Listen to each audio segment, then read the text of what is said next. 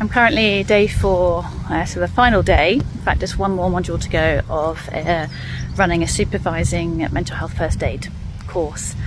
And there's always great discussion. A lot of these people have done other training with us, suicide prevention training or the level 2 mental health first aid course. So they've got experience, we've had conversations before, squeaky gate.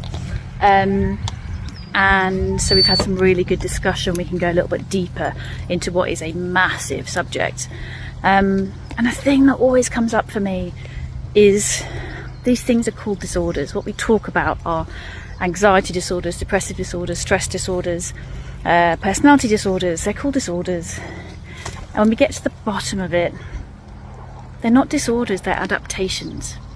And I think one of the challenges with how the medical system and us as humans approach people with mental health conditions that are negatively impacting their life is it when they're labelled as a disorder, we see it as something that needs fixing, something that is wrong in them and needs fixing.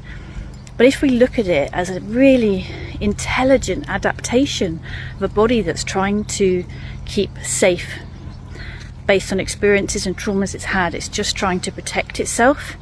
And maybe that's using personality traits that kept them safe in childhood, that made them feel safer, or whether it's just a pure protective mechanism where they're just in a complete fight-flight mode. They're just adaptations.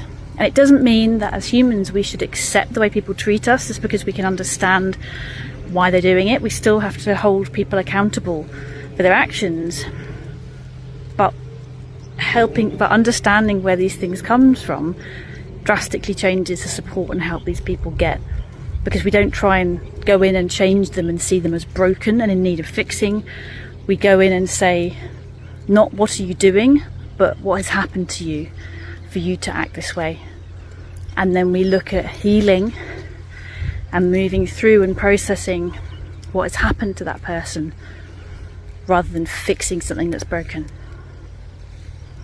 So if I could change one thing with the mental health industry, it would be to absolutely abolish the word disorder and change it to adaptation, because I really think the words we use matter.